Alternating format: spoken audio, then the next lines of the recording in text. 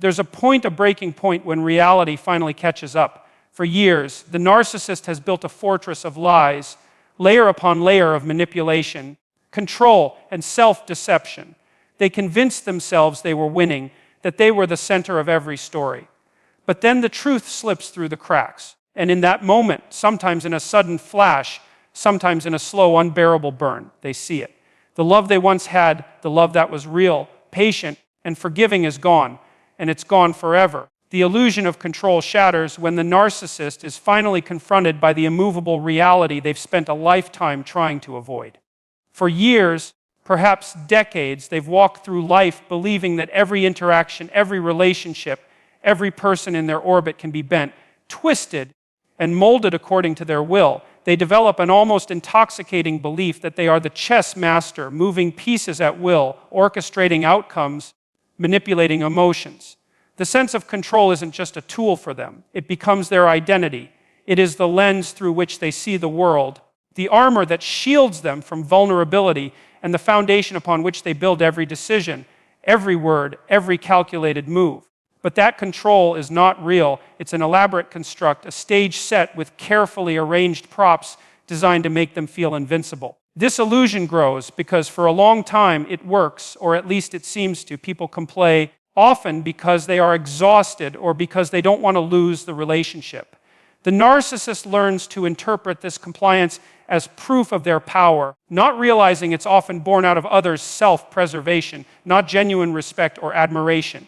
Every time they get away with a lie, a betrayal, or a manipulation, they reinforce the story they tell themselves that they are in charge, that they cannot be outplayed. The more they succeed in bending reality to their narrative, the more untouchable they feel. In their mind, control is not something fragile. It's permanent, unquestionable, and theirs to command forever. Then comes the moment when the structure they've built begins to crack. It doesn't happen all at once. At first, it's subtle. A tone in someone's voice, a withdrawal of warmth, a shift in eye contact. These small signs of resistance are often ignored or dismissed. But reality is patient, and it always finds a way through. The person they thought they could keep tethered forever begins to step back, to reclaim their space, to see through the manipulations that once worked effortlessly. The narcissist, at first, responds with the same tactics that always served them: guilt, charm, intimidation, or even calculated vulnerability. But something is different this time. Those tactics no longer land the same way. The responses feel hollow, ineffective. The old magic is gone, and they can feel it. As this shift grows, the narcissist's grip begins to slip, and it terrifies them in ways they don't fully understand. They've always relied on the predictability of their own patterns. They've relied on knowing how others would react. But suddenly, those reactions change. The person they thought was under their control no longer plays the role assigned to them. The script the narcissist has relied on for years is being rewritten by someone else, and they have no say in the new storyline. This is when cracks turn into fractures. The illusion of control, once so convincing, starts to collapse under its own weight. For the narcissist, this collapse is disorienting. They're not used to uncertainty. They're not used to being on the defensive. Control has been their shield against fear, their safeguard against shame, their way of avoiding the terrifying possibility of being powerless. But when the illusion breaks, they are confronted with the truth: they were never truly in control. They were only managing perceptions, relying on other people's willingness to tolerate their behavior. The power they thought they had was borrowed, not owned, and once it's taken back, they realize it was never theirs to begin with. This moment strips away the grand narrative they've built about themselves. Without the illusion of control, they're forced to face the fact that their relationships were never as secure as they believed, that love and loyalty cannot be manufactured through manipulation, and that the stability they imagined was always conditional. The reality is brutal. They never held the strings as tightly as they thought. They never commanded the loyalty they assumed was unshakable. They were standing on a stage, reciting lines to an audience that eventually decided to walk away. The shattering of this illusion is not just a crack in their worldview. It's the collapse of the very structure that's kept them safe from themselves. It is a moment when the mask they've worn for so long no longer works, when the people around them see through the performance, when their own belief in their power erodes. This isn't just about losing influence over one person. It's about realizing that the method they've relied on for survival is no longer functional. The blueprint they've followed their whole life has been exposed as flawed, and they have no replacement for it. The fear that creeps in is primal, not because they've lost control over another person, but because they've lost control over the image they've built of themselves. The deeper tragedy is that until this point, they genuinely believed they were unshakable. They could dismiss any criticism, reframe any situation, rewrite any memory to suit their narrative. But once the illusion is broken, it's no longer so easy to manipulate reality. People remember what actually happened. They talk to each other. They compare notes. And the narcissist can no longer operate in the shadows of selective truth. It's like spotlight has been turned on, revealing the wires, the mirrors, and the false walls that made their control seem real. What they thought was a fortress was, in reality, a fragile house of cards, and all it took was one gust of truth to send it toppling. The collapse of the illusion leaves them exposed, stripped of the tools they've depended on. Every move they make to reassert dominance feels clumsy, desperate, and transparent. They may double down, attempting to regain what they've lost, but the effect is diminished because the people they once controlled no longer respond the same way. The dynamics have shifted, and they can't undo it. What once worked without question now falls flat, and they are left scrambling to understand why.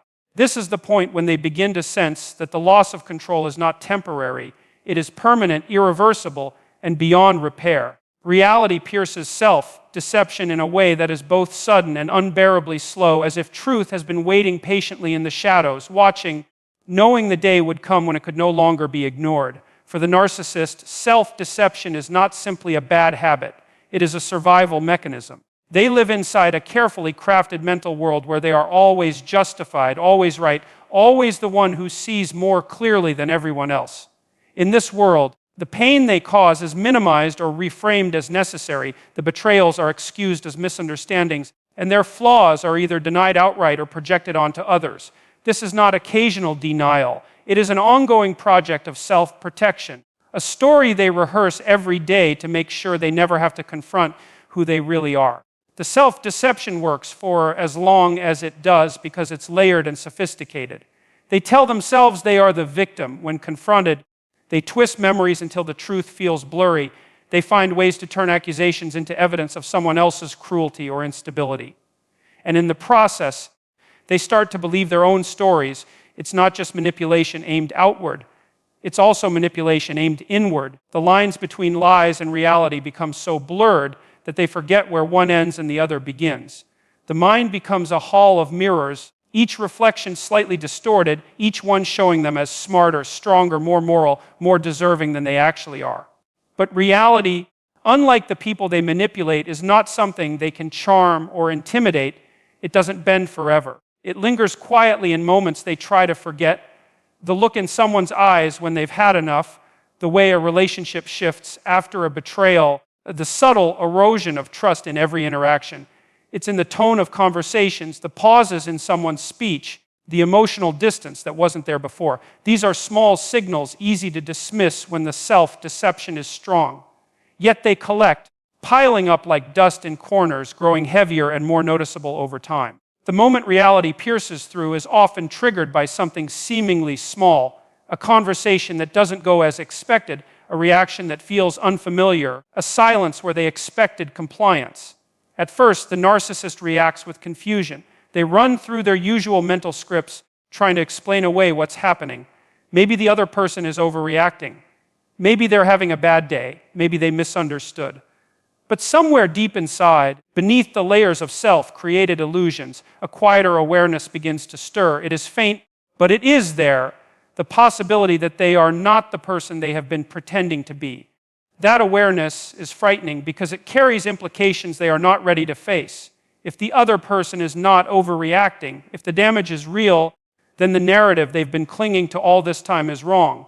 And if it's wrong, then everything they've built on top of it, every justification, every excuse, every manipulation is also wrong. This is not just a crack in their story. It's a fracture in the foundation of their identity. Once the first real crack appears, more follow quickly. They start to notice patterns they've ignored. The same accusations from different people over time. The friendships and relationships that ended in similar ways. The common thread in the disappointments and conflicts. It becomes harder to blame it all on bad luck or other people's flaws when the evidence points back at them again and again. Reality begins to show them a pattern they cannot unsee, no matter how much they want to. The piercing of self-deception is not just about the truth itself, it's about the way it dismantles the machinery they've been using to keep the truth at bay. The defenses that once worked so well start to malfunction. Gaslighting loses its power when the other person refuses to engage. Deflection fails when the same questions come back unanswered. Projection stops being effective when others have learned to recognize it and name it. The tools that once helped them stay blind now feel clumsy, transparent, and weak. And as those tools lose their edge, the narcissist's internal monologue begins to shift. The certainty they once had in their own righteousness starts to feel fragile. There's hesitation where there used to be confidence. There are flashes of memory they can't quite dismiss, conversations that echo in their mind in ways they wish they didn't. They begin to feel the weight of all the moments they've rewritten, all the truths they've buried. Reality doesn't just appear as a fact. It arrives as a feeling, a heaviness, a quiet knowing that sits in the back of the mind and refuses to leave. It is in this stage that the narcissist often becomes restless, even agitated, without fully knowing why. They lash out more easily, they over-explain, they double down on control, trying desperately to reinforce the crumbling walls of their self-deception. But the more they try to repair it, the more they realize it's not holding together the way it used to. They feel it in the way people respond to them now, not with the same willingness to play along, but with a subtle resistance that's hard to name but impossible to miss. Reality, once it has pierced through, is relentless. It shows up in the quiet moments at night when the distractions fade. It's in the stillness when there's no one around to reassure them that they're right. It's in the lingering memories of someone's last words before they left. It's in the questions they don't want to ask themselves because they already suspect the answers. And the longer it stays, the more it strips away the justifications, the more it leaves them standing face to face with themselves without the comfort of the lies they've always told.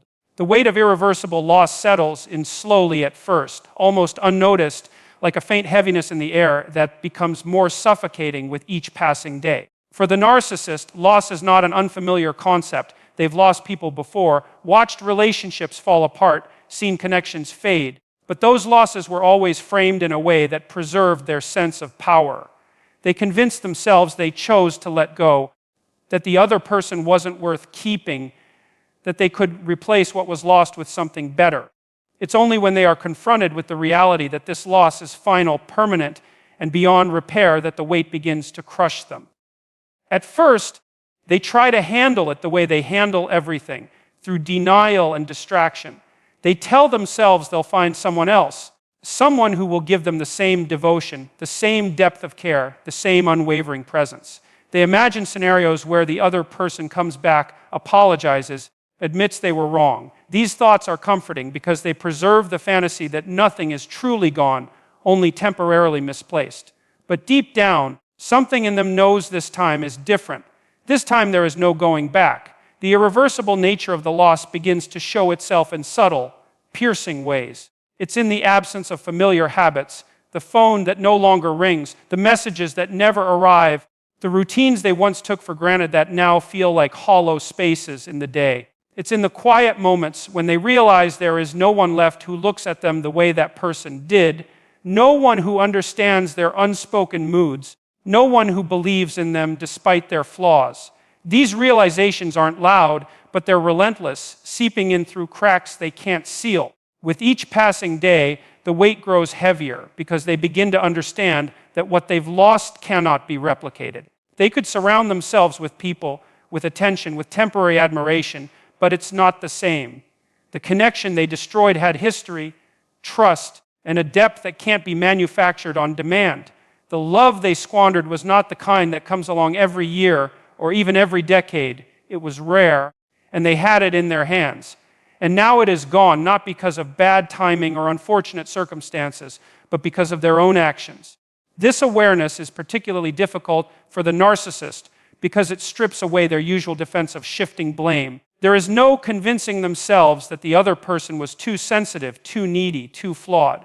The truth is too clear. They pushed too far, demanded too much, withheld too often, and eventually broke something that could not be fixed. Every attempt to rewrite the story collapses under the undeniable evidence of finality. There is no more conversation to be had, no more opportunity to manipulate, no more stage on which to perform. The relationship is not just over, it is over in a way that leaves no door open. The permanence of the loss brings with it a deep and unfamiliar stillness. It's a stillness they don't know how to live in because they've always relied on movement. New people, new distractions, new ways to avoid facing themselves. But now, no matter what they do, the absence follows them. It's in the background of every interaction, a shadow that reminds them of what they can't get back. Even moments that should feel victorious or exciting are dimmed by the knowledge that they are missing something they once had and will never have again. The weight is not only emotional but physical. It manifests as exhaustion, as a heaviness in their chest, as a gnawing restlessness that won't go away. They replay memories, sometimes willingly, sometimes against their will. They think about the small moments they ignored at the time, the way that person smiled at them, the way they stayed through storms, the way they offered patience when anyone else would have walked away. These memories shift from being background noise to being sharp reminders of what was once theirs and is now gone forever. They begin to understand that time does not heal all wounds when the wound is self-inflicted and permanent. The hope of repair, which once kept them from feeling the full weight of loss, is gone. All that's left is the reality that no matter how much they might want to go back, the road has been burned behind them. They cannot recreate the trust. They cannot restore the love. They cannot erase the pain they caused. They are left standing in the ruins of something that was once whole with the knowledge that they are the ones who brought it down. What makes the weight so crushing is the contrast between what was and what is. They remember the security of having someone in their corner, the comfort of being seen in their best and worst moments, the stability of knowing that love was there even when they were difficult to love. Now, all of that is gone, replaced by emptiness, by faces that don't know them deeply, by connections that feel shallow in comparison. They look for the same feeling in new places and come up empty every time. The more they search, the heavier the loss feels, because each failed attempt to replace it reinforces the truth. They destroyed something that cannot be rebuilt. The irreversible loss doesn't just live in the present, it stretches forward into the future. They begin to imagine years ahead, birthdays, milestones, quiet nights, and realize that this person will never be part of those moments. There will be no shared laughter over old memories, no comfortable silences, no steady presence through life's storms. The realization digs deeper when they think of who will be there instead, and the answer is often no one who will care in the same way. It becomes clear that the loss is not just a chapter closing, but an entire book being taken from their hands. Love's uniqueness cannot be replicated, and for the narcissist, this truth often arrives too late to change anything. In the beginning, they rarely think of love as something rare. To them, it feels like a resource they can draw from endlessly, something that will always be available in one form or another. They convince themselves that people are interchangeable, that if one source of affection runs dry, they can simply find another. This belief is fed by the fact that for much of their life, they've been able to attract attention and admiration whenever they wanted it. They mistake attraction for connection, validation for intimacy, and surface-level affection for the depth of real love. Real love is different. It is not built overnight, nor is it sustained by charm alone. It takes time, trust, and a willingness to be vulnerable, things the narcissist is often unwilling to give fully. The love they once had was not just the result of convenience or fleeting passion. It was the product of countless shared moments, challenges overcome together, and a mutual investment in each other's lives. It was a connection rooted in understanding and patience, in forgiveness that went beyond reason, in loyalty that didn't waver at the first sign of difficulty. But because this love was consistent and dependable, they began to take it for granted, assuming it would always be there no matter how they behaved. They believed they could test its limits indefinitely, pulling back when they wanted space, demanding more when they needed validation, and withholding affection when they wanted control.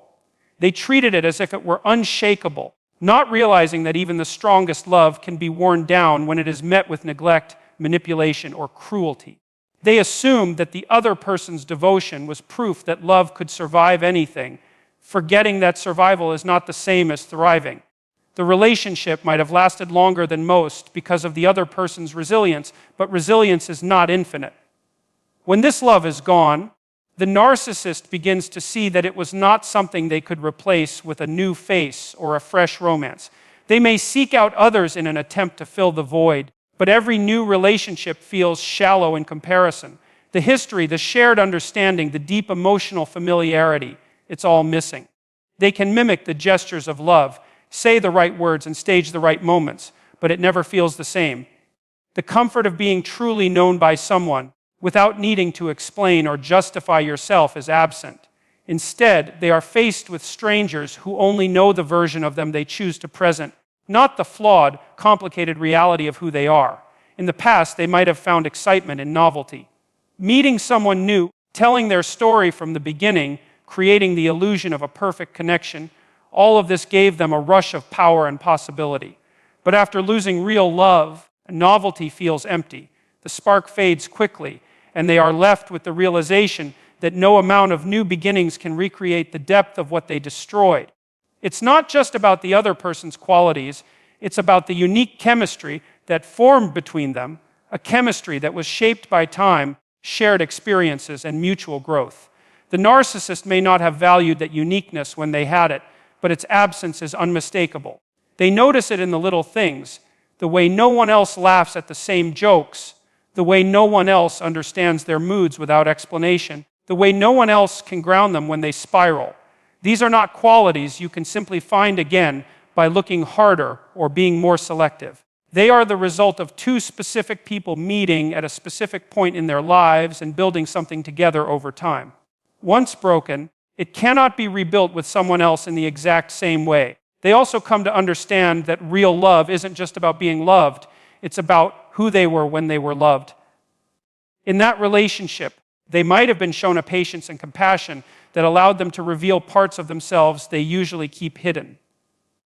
Without that love, those parts of them retreat again, locked behind walls they've spent years maintaining. With others, they find themselves back in performance mode, carefully curating what they reveal, keeping the mask in place. The authenticity that real love made possible is gone, and they feel the loss not just of the other person, but of the version of themselves that could exist only in that relationship. The more they try to replicate what they had, the more they realize it can't be done. They may attempt to recreate familiar routines with someone new, visit the same places, have the same conversations, or follow the same patterns, but it all feels forced. Instead of bringing comfort, these attempts highlight the absence of the original connection. It's like trying to copy a work of art by memory. The colors might be similar, the shapes familiar, but the soul of it is missing. This realization is particularly painful because it removes one of the narcissist's most relied upon coping strategies, the belief that they can always find someone better. That belief has shielded them from regret in the past, allowing them to walk away from people without looking back. But now, no matter where they look, they cannot find the same depth, the same warmth, the same unspoken bond. They see clearly that love's uniqueness is not a weakness to be exploited, but its greatest strength, and that strength is precisely why it cannot be replaced once destroyed. What makes this truth even harder to bear is the knowledge that they had it in their grasp and let it slip away, not by accident, but by choice. The love they lost was not taken from them suddenly or without warning. It was eroded over time by their own actions and choices. Now, with nothing left to hold on to, they are left staring at the reality that the connection they once dismissed as ordinary was, in fact, extraordinary, and that no amount of searching will ever bring it back in the form they once knew. Regret replaces arrogance in a way that is almost unrecognizable to the narcissist at first, because arrogance has been their armor for so long. They have worn it like a second skin, a constant shield against criticism, self-reflection, or vulnerability. Arrogance has been the mask that let them believe they were above consequence, that they were always justified, that they could walk away from situations and people without a second thought. It allowed them to rewrite history, so they were always the hero or the victim, never the one at fault.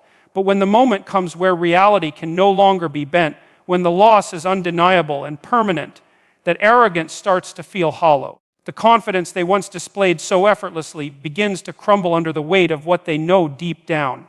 They made a mistake that cannot be undone. At first, they resist this shift. The instinct to deflect blame is still strong, and they reach for the familiar excuses. They tell themselves the other person was too demanding, too sensitive, or simply not strong enough to handle them. They remind themselves of the times they felt unappreciated, using those moments to justify their actions. But these justifications don't land the way they used to, even in their own mind.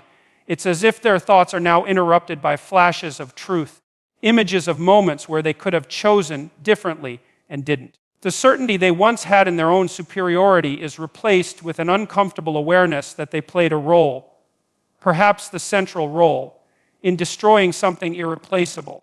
Regret doesn't arrive all at once. It builds in layers. It begins in quiet moments when they remember the look on the other person's face during the last argument, or the sound of their voice when they finally gave up trying to be heard. It creeps in when they revisit memories they once framed as victories, moments where they won, by having the last word, by proving their point, by asserting dominance. In the past, those moments reinforced their belief that they were in control. Now, those same memories feel different. The pride they once felt is replaced by a sense of emptiness, because winning those battles meant losing the war. As regret grows, arrogance becomes harder to maintain because it requires constant self-deception to survive. To stay arrogant, they would need to ignore the patterns that have followed them through multiple relationships, the similarities in how things have ended, the repeated complaints from people who were once close to them. But the truth has a way of pushing through, and when it does, arrogance can't hold it back. Instead, they begin to notice how much energy it takes to keep up the act, how exhausting it is to constantly pretend they don't care, how much it costs them to maintain an image of strength that is no longer real. There's a shift in their inner voice. The part of them that once said, "You were right to do that," starts to sound uncertain. The voice that used to tell them, "They'll regret losing you," is quieter now, overshadowed by the growing awareness that it is they who are living with the loss. This shift is disorienting because arrogance gave them a sense of stability, even if it was built on lies. Without it, they are left exposed to the reality they've been avoiding, that they are capable of causing harm, that they are not immune to mistakes, and that their choices have consequences that cannot be reversed. Regret, unlike arrogance, doesn't offer an escape. It doesn't soothe the ego or protect the self-image. Instead, it forces them to sit with the knowledge of what they've done.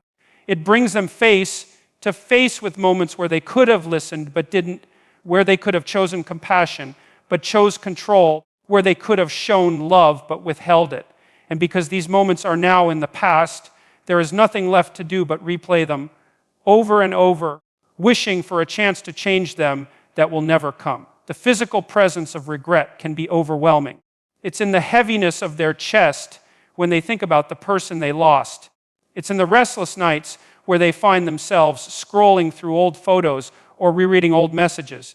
It's in the urge to reach out, only to realize that even if they did, the damage has already been done. They may draft words they'll never send, rehearse apologies they'll never deliver, all in a futile attempt to ease the weight pressing down on them. Arrogance once made them believe they could always replace what they lost, but regret strips that illusion away. It forces them to acknowledge that this person was not interchangeable, that the relationship they had was not something that can be recreated. Every attempt to move on serves as a painful reminder that nothing feels the same because nothing is the same. Regret sharpens the awareness that their actions didn't just end a relationship.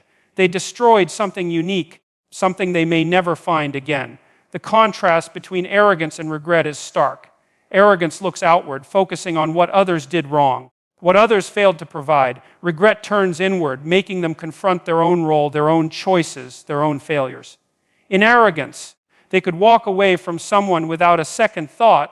In regret, they can't stop thinking about the one who walked away from them. Arrogance gave them the comfort of believing they were untouchable. Regret makes them feel vulnerable in a way they've spent a lifetime avoiding. And the more they feel it, the more they realize how much damage arrogance truly did. It didn't just push people away. It blinded them to their own flaws, kept them from learning, and convinced them they were always the exception to the rules of human connection. Regret, in contrast, strips away the illusions and forces them to see that they are not the exception at all. They are just as capable of losing something precious as anyone else, and just as powerless to get it back once it's gone. The emptiness of hollow victories is something the narcissist rarely anticipates, because for most of their life, winning has been the only metric that matters. Winning can mean getting the last word in an argument, manipulating a situation so that they appear blameless, convincing someone to doubt their own memory, or walking away from a conflict with their ego intact. Each of these moments has been treated as proof of their strength, their intelligence, their superiority. In their mind, it didn't matter if the other person was hurt or if trust was damaged. What mattered was that they won. But when the dust settles and there is no one left to compete against, no one left to convince, and no one left to prove wrong, the victories feel strangely hollow. In the past, these wins provided a rush, a temporary high that reinforced their belief in their own power. It was satisfying to see the other person yield, to watch them give in, to feel that subtle shift in control. These moments gave them a sense of dominance that they mistook for fulfillment. But over time, when every relationship ends in some variation of this dynamic, a pattern emerges. They are always left alone in the end, holding on to the memory of a victory that cost them the relationship itself. What once felt like triumph now feels more like evidence of loss. The hollowness becomes most apparent when they try to revisit these moments in their mind. They remember the arguments they won, but can no longer ignore the fact that the other person stopped trying not because they were wrong, but because they were tired. They recall the times they managed to silence someone with cutting words, only to realize now that silence wasn't agreement, it was withdrawal. Every so-called victory came with an invisible price tag, and now those prices are all due at once. The satisfaction fades quickly when they understand that in winning these battles, they were quietly losing the war for connection, trust, and real intimacy. Hollow victories have another quality the narcissist doesn't notice until much later. They are short-lived. The feeling of winning lasts hours, maybe days, before it starts to fade, leaving them searching for the next opportunity to reassert themselves. It becomes a cycle of constant battles because the wins never fill the deeper void they're trying to avoid. No matter how many times they prove they are right, admired, or feared, it doesn't translate into the lasting sense of worth or security they crave. They need the next argument, the next conquest, the next person to bend, because the emptiness always returns. When real love is gone, these hollow victories become even more bitter to recall. Without the balance of a genuine connection to temper their competitiveness, the victories start to look less like proof of strength and more like moments of self-sabotage. They begin to see that the person they were beating was actually the same person who cared for them, who tried to understand them, who offered them patience they didn't deserve. The thrill of proving a point feels meaningless when they understand it helped drive away the one person who truly loved them. The emptiness deepens when they realize that the things they were fighting for were often insignificant. Many of the conflicts that consumed so much energy were about ego, pride, or the need to be right. The need to dominate overshadowed the need to connect, and in chasing one, they destroyed the other. They see now that they were protecting a fragile sense of self by sacrificing something far more valuable, and that the so-called victories were actually losses in disguise. Even when they try to hold onto the old mindset, the feeling is different. They can still win arguments with new people, still outmaneuver someone in a conversation, still manipulate a situation in their favor, but it no longer gives them the same rush. Instead, it feels repetitive, predictable, even exhausting. The hollowness is harder to ignore because they've seen what it cost them in the past, and deep down, they know they are only repeating a pattern that leads to the same lonely conclusion. There is also the growing awareness that no one else keeps score the way they do. The people they once defeated move on with their lives, building new relationships, finding happiness, and leaving the narcissist behind. The victories that felt so important at the time barely register in the memories of others, while the narcissist is left clinging to them because they have little else to hold on to. The win meant everything in the moment, but in the bigger picture, it meant nothing at all. This realization chips away at their identity because so much of it has been built on the ability to come out on top. If those wins don't matter, if they don't lead to anything lasting, then what was the point? The questions they once avoided now creep into their thoughts. Why did I fight so hard to be right? Why did I need to control the outcome? Why did I see my partner as an opponent instead of an ally? These questions are uncomfortable, but they are unavoidable when the emptiness of the victories becomes undeniable. The hollowness is amplified by the absence of the person they lost. They can no longer test themselves against someone who knew them deeply, someone who could challenge them in ways others can't. Without that person, the victories they chase are easier to win, but far less satisfying because there's no longer the same depth of emotional investment. It's like winning a game against an opponent who isn't really trying. The result means nothing when the stakes aren't real. Over time, the emptiness of hollow victories forces them to confront an uncomfortable truth: they weren't winning at all. They were avoiding vulnerability, dodging self-reflection, and mistaking dominance for strength. The victories were placeholders for the connection they were too afraid to fully embrace. Now, with that connection gone, the victories stand exposed for what they are: empty moments that offered nothing lasting, nothing nourishing, and nothing capable of replacing the love they destroyed. The facade of control is something the narcissist has perfected over years, sometimes even decades, a carefully constructed like an intricate mask that convinces not only others but often themselves. To the outside world, they appear calm, confident, in charge of every detail, unshakable no matter what's happening around them. Every expression, every word, every reaction is calculated to maintain the illusion that they are always one step ahead, always the one holding the reins. Control, for them, is not just a preference, it is survival. It is the shield that protects them from the chaos of vulnerability, from the unpredictability of genuine human connection, and from the possibility of being hurt. This image of control is maintained through constant effort.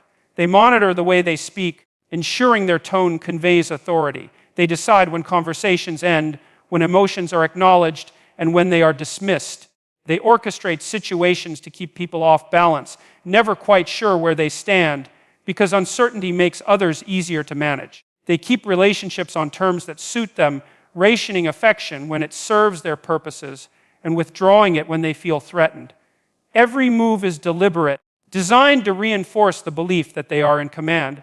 But control, when built on fear and insecurity, is a fragile thing. It cannot account for the unpredictable nature of life or the independent will of other people. This is the truth they try to bury under layers of manipulation and pretense.